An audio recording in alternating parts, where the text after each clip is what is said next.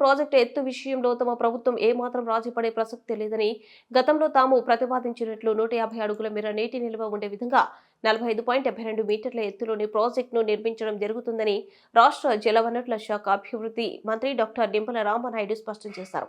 Project ఎత్తు తగ్గింపు ప్రతిపాదనకు చంద్రబాబు సర్కార్ ఒప్పుకొని రాష్ట్రానికి తీరని అన్యాయం చేస్తుందంటూ వైఎస్ జగన్ చేస్తున్న విమర్శలపై మంత్రి నిమ్మల స్పందించారు. వైసీపీపై కౌంటర్ విమర్శలు చేశారు.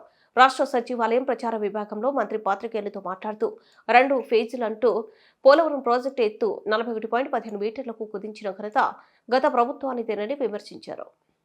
ప్రతిరోజు కూడా పోలవరం ఒక బ్యారేజీ, పోలవరానికి మరొక ద్రోహం, పోలవరానికి ఊరి అని ఇంట్లో ఏదైతే ఈ యొక్క అవినీతి పత్రిక, అసత్యాల పత్రిక ఏదైతే ప్రచురిస్తూ ఉందో, నేను ఏదైతే మొన్న జరిగినటువంటి శాసన మండలి ఎన్నికల్లో కూడా చాలా క్లియర్ గా నేను మెన్షన్ చేశా. ఏదైతే తెలుగుదేశం ప్రభుత్వం ఆ రోజు 2014, 2019 5 సంవత్సరాల పాలనా కాలంలో ఎక్కడైనా పోలవరానికి సంబంధించి ఫేజ్ 1 అని కానీ ఫేజ్ 2 అని కానీ, పోలవరానికి సంబంధించి 41.15 మీటర్స్, పోలవరానికి సంబంధించి 45.72 మీటర్స్ అని ఎక్కడైనా డిజైన్స్ లో గాని, లేఖల్లో గాని, ఎస్టిమేట్స్ గాని, రికార్డ్స్ లో గాని, మినిట్స్ లో గాని ఎక్కడైనా 5 సంవత్సరాల తెలుగుదేశం పాలనలో ఎక్కడైనా ఒక్కసారి ఎక్కడైనా మెన్షన్ చేసినట్లు గాని ఎక్కడైనా ఒక్క సాక్ష్యం మీరు చూపించండి అని చెప్పి ఆ రోజు శాసన మండలిలో వైఎస్ఆర్సీపీ సభ్యులకు సవాలు విసిరితే వాళ్ళ నుంచి స్పందన లేదు. తోక ముడిచినటువంటి పరిస్థితి మొన్న శాసన మండలిలో మనందరం కూడా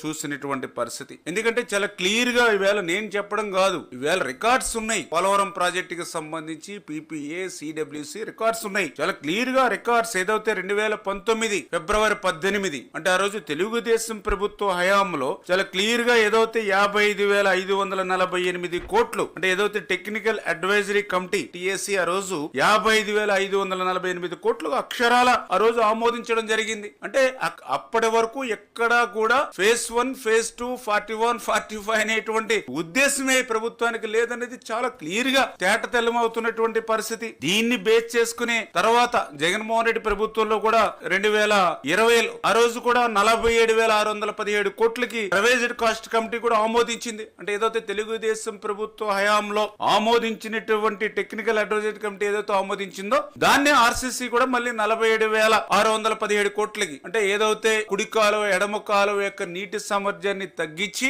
తద్వారా 47,617 కోట్లకు ఆ రోజు ఆమోదించినటువంటి పరిస్థితి. అంటే చాలా క్లియర్ గా ఏదైతే పోలవరం ప్రాజెక్టు చరిత్రలో ఆ రోజు చిన్నారెడ్డి గారి దగ్గర నుంచి, రాజశేఖర రెడ్డి గారి దగ్గర నుంచి, లేదా చంద్రబాబు నాయుడు గారి దగ్గర నుంచి ఎక్కడా కూడా ఫేజ్ 1, ఫేజ్ 2, 41, 45 అనేది ఎక్కడా లేదు అనే విషయం చాలా క్లియర్ గా తేటతెల్లమవుతున్నటువంటి పరిస్థితి. ఇది నేను చెప్పడం కాదు, చాలా క్లియర్ గా ఏదైతే సమాచార హక్కు చట్టం, రైట్ ఇన్ఫర్మేషన్ యాక్ట్ కింద మరి ఎవరైతే కొంతమంది అడిగినటువంటి ప్రశ్నలకు సమాధానంగా పీపీఏ పోలవరం ప్రాజెక్ట్ అథారిటీ చాలా క్లియర్ గా స్పష్టమైనటువంటి సమాధానం లిఖిత పూర్వకంగా ఇచ్చినటువంటి పరిస్థితి కూడా మొన్న మనం చూసాం చాలా క్లియర్ గా.